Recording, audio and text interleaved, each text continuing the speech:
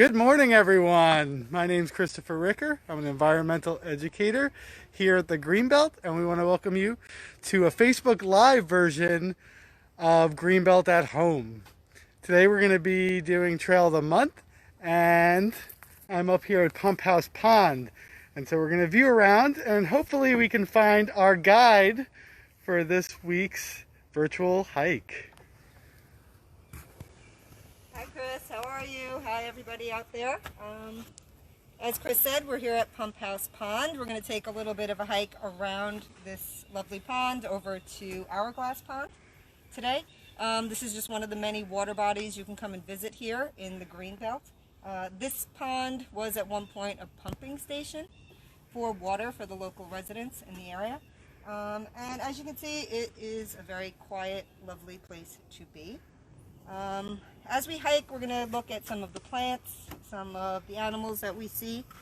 Right now we are in migration time, where the birds are coming through. A lot of warblers coming through our park here. It's a great place to come see those migrating birds. If we take a look in our pond, we will see that there are some fish here. We have several species of fish that live here. The ones that you're seeing that are orange are actually not native species.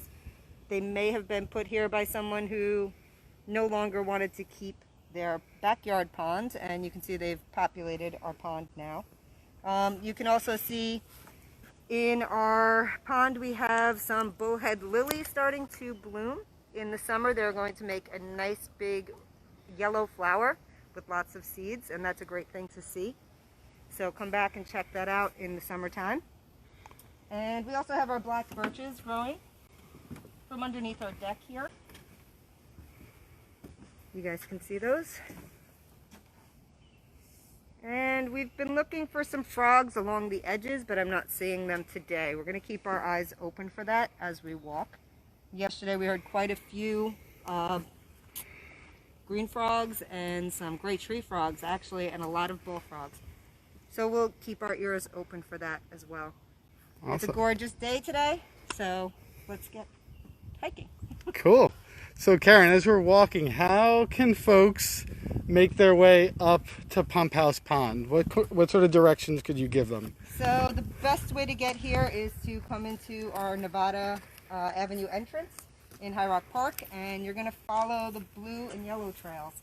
So if you see on this tree right here, we are on the blue and yellow trail right now. You're going to go up past alongside Moravian Cemetery and follow these markers, and really you can't miss it. So this is what our trail markers look like. For anyone who's not familiar with hiking in the Greenbelt, our trail markers are color-coded. All right, they are painted, not hammered into the trees. So we're on the yellow trail and the blue trail at the same time. They are two separate trails. And when you see one marking, it means go straight. If you see two, they're either going to be heading to the left or the right. And we'll take a look at that in a minute. And whichever trail you want to follow, that's the direction you're going to go. Awesome. Cool.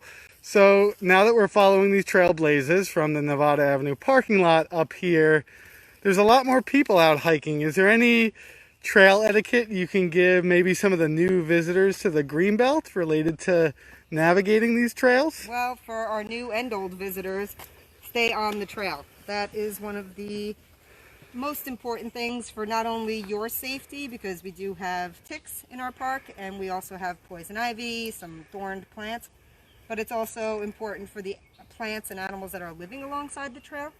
So as you can see, we have right here, we have some blueberry bushes right here. So those are right alongside our trail.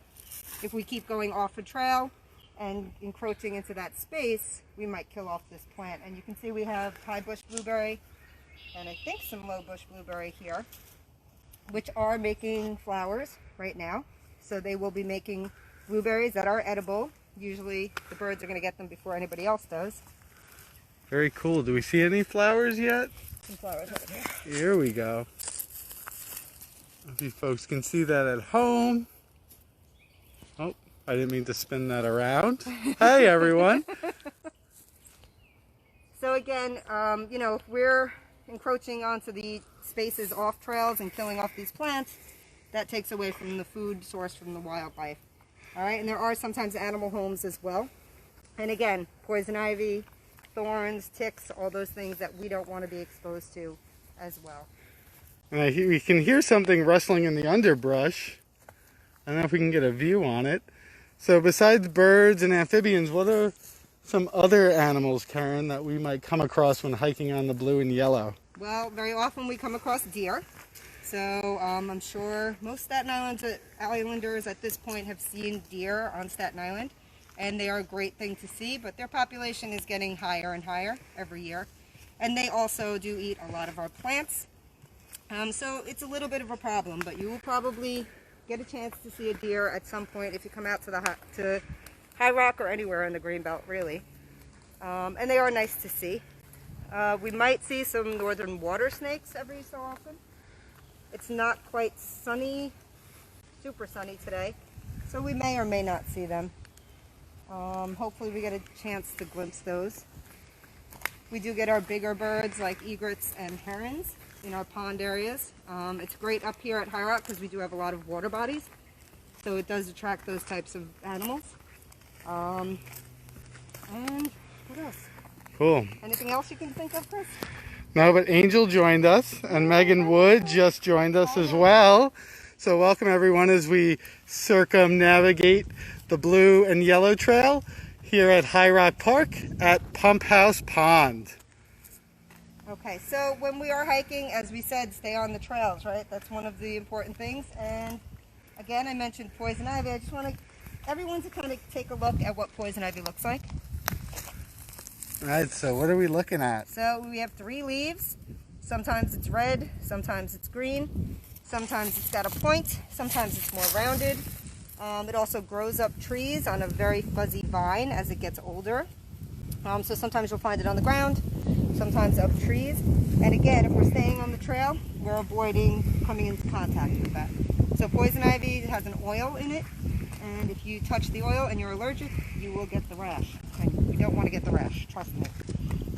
Awesome, cool. So again, we're staying on the trail because we're crossing this little bridge here, right? And so should we be hiking in a line? Should we be hiking side by side? We talked about not trampling vegetation. So what should we be doing as a new visitor to the Greenbelt? Well, we should be walking in a line. Really, if there's usually not enough room really to be side by side. So you should be hiking one behind the other. You should also be careful not to litter. I know that sounds like an obvious thing, but unfortunately we're finding lots of litter on our trails, especially now that more people are coming out. So really be a little aware of what you're doing. Sometimes things just fall out of our pockets, and we need to really look at that.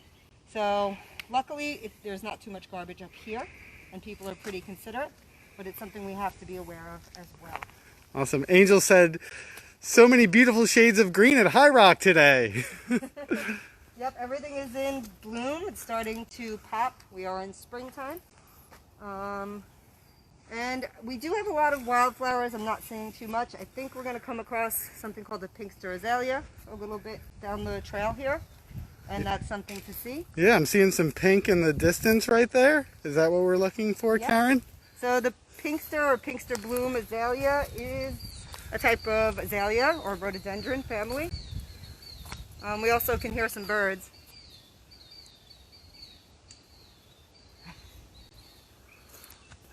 Awesome. So as we're approaching our pink azaleas, can you tell us a little bit? We heard some birds, and then you have something around your neck. Oh, yes. So what are those? These are binoculars. So if you do have a pair of binoculars, now is the best time to come out and really look at these birds. Again, migration time, so lots to see. If you don't, these are fairly inexpensive, maybe a little bit less than $100 for these binoculars. So anybody can really go and grab a pair of binoculars and come out here. But even if you don't have your binoculars, you can see tons of animals and wildlife even without them. So. Cool. So we have these pink flowers, right? So we're approaching them, and they really stick out in this total landscape of limes and dark greens. Okay, so here's our azalea, and this is a native plant, which means that it belongs here. It didn't come from somewhere else, and it grows wild. No one planted this. And you can see it looks a lot like the azaleas you might have in front of your house, but it is a different type of azalea. And it makes this gorgeous flower. If I didn't have my mask on, I would smell this because it smells amazing, especially now. So again, something to come check out. And you'll find them around our swamp here. You can see they're over on this side as well. Cool. So a couple of our followers mentioned noticing that mountain bike that came through. And a lot of people know that these trails are for hiking and for footpaths, right? So what's up? What just happened? Mountain biking is not allowed on our trails. All right. Unfortunately, we don't have any place for mountain bikers to go, but it's still not allowed on our trails. And one of the issues, as you just witnessed, is sometimes people come down a little bit fast on their bikes, and it's not really safe when you have hiking trails mixing with bike trails. So if you are a biker, please be aware that it is not legal to bike on our trails here in the park. We do have a multi-purpose trail which you can use that goes right into our New Springville Greenway, and now we have Brookfield Park that's open to biking as well. So you don't really need to be out in our hiking trails. And if you do, even though it's illegal, please be aware that people are hiking and maybe have their dogs or their kids out on the trails. So really important to be safe. All right, awesome. So again, these trails are designed for people to hike and walk and explore all 2,800 acres of land here at the Greenbelt, and are not designed for mountain biking. So Bobby Cranack joined us, and then we have some more comments about how beautiful and peaceful it is right now. Yes, and I hear a woodpecker in the background. I don't know if you can hear him. Of course, he stopped because I mentioned it. It is really quiet up here in this part of the park. We are pretty far away from any traffic. Right next to us, there's a woodpecker. Right next to us is Moravian Cemetery, so pretty quiet over there. And you can really take a minute out of your day to just be a little peaceful, a little mindful, and just kind of listen to the sounds of nature. Awesome. So we're following these beautiful blazes. So we're still on the blue and yellow trail. If you're joining us right now, here we are in High Rock Park for our Trail of the Month exploration of Pump House Pond, which, as Karen mentioned earlier, you can park at Nevada Avenue and follow the trail up towards Moravian along the fence. And here we are at this beautiful pump house, which again, Karen, how does Pump House get its name? You mentioned it earlier. It was a pumping station. If you take a look over at the dock that we were just on, you can see there's a cement base. It was at some point a pumping station for water for the residents of Staten Island. I don't really have too much information on it. It's kind of hard to find information. So if anybody out there has any comments about Pump House Pond or how it got its name, please let us know. We'd love to share it. I was kind of looking out here on these logs. Most of the time we do have our native species of turtle called the painted turtle. But today I think it's a little bit hazy out. They're not out sunbathing. And so Karen, why do turtles sunbathe? Why do they come out on logs and lounge like they're at the beach? Because who wouldn't want to, right? I would love to. But they are reptiles, so they have to get their body warmth from the environment. They don't make their own body heat like we do. When we eat our food, we make heat. They don't do that. They actually need the heat to digest their food. So they need to come out and they need to sunbathe and get that warmth from the environment around them. But as I said, today it doesn't look like there's too many. Yesterday there was quite a few. Usually when you come out to Pump House, you will see those turtles here or the neighboring ponds and water bodies. Cool. And we hear some more bird song going on in the trees. And we're going to make our way back up onto the blue and yellow trail here at High Rock Park. And yes, we did go off the trail a little bit here after we told you not to. But there is a little pathway where we just walked that goes down to the pond. Right, so that's a great reminder. So earlier Karen talked about staying on the trail, right? Making sure that you're following these blazes, which are currently being repainted by our environmental educator Angel, who's joined us live on this today. So these social paths we want to kind of stay away from, stay on the main path, especially now that there's a lot more users out here. And again, as we mentioned earlier, these trails are designed for pedestrians, for paths, so no bicycles on the trail. So another thing when we come into our park, we did get some reports of people pulling flowers off of our beautiful Pinkster azalea, and I understand that it's kind of tempting because they are so pretty and you want to take them home, but you really cannot take things out of city parks, all right? So really anything, again, it is illegal to do that, but besides being illegal, it's just damaging. We're already kind of contending with the deer eating a lot of our wildflowers and a lot of our native plants, so the less we do any damage, the better. Awesome, and we're coming to another opening here. We're on the opposite side of Pump House, and what's this, Karen? This is Hourglass Pond, and it's more of a marsh type area. You can see a lot of grasses here. It's a great place to see wading birds like herons that are fishing for some maybe snakes or something. And I think there's some turtles out there, but I don't think we can get it on camera. They're too far out, you really can't see it.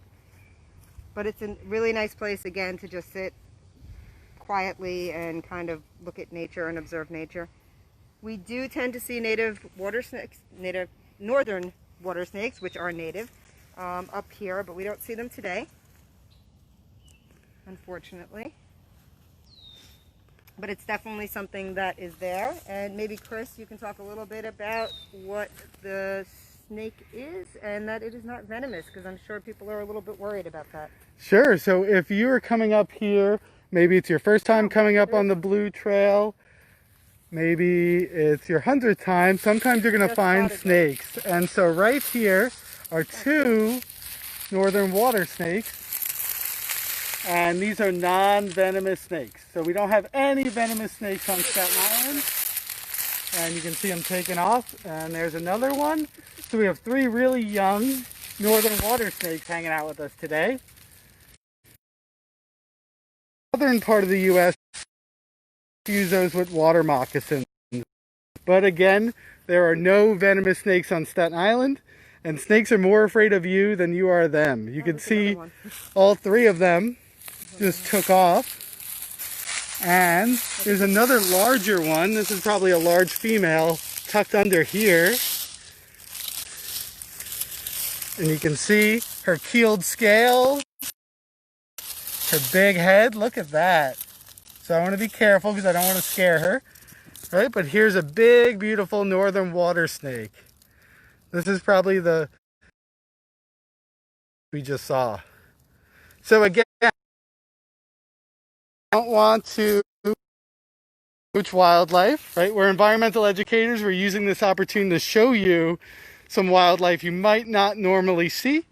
But again, you want to utilize that principle and respect wildlife. So like we were talking about staying on the trails, you can see how close off the trail that snake was, and she was pretty well hidden. We didn't see her really close look. So you could very easily step on wildlife off the trail. So again, another reason to just stay on the trail. And hopefully you won't step on anything. Cool. Like a snake or vegetation, right? Or anything else.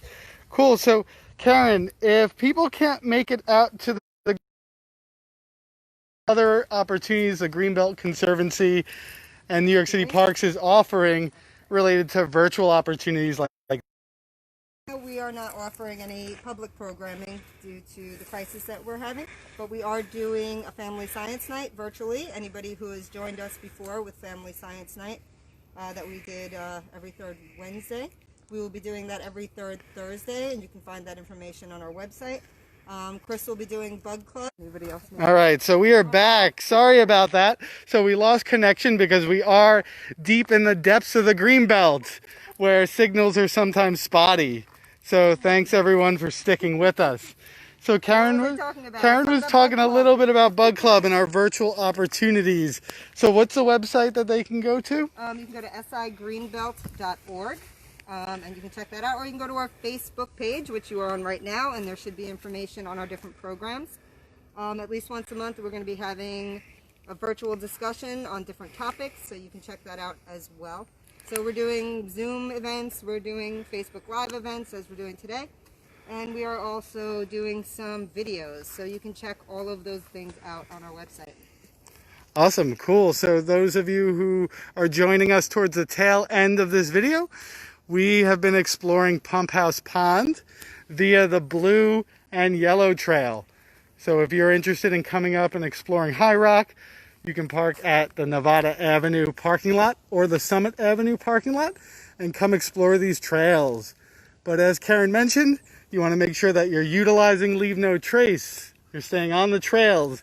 You're not harassing wildlife or pulling or trampling vegetation. And if you want to visit us for some virtual opportunities, you can go to sigreenbelt.org to experience our Greenbelt at Home education videos. Anything else, Karen, before we head out? We hope to see you guys soon, and hopefully we can start our programming soon. But until then, have a great day. Awesome. See you all soon.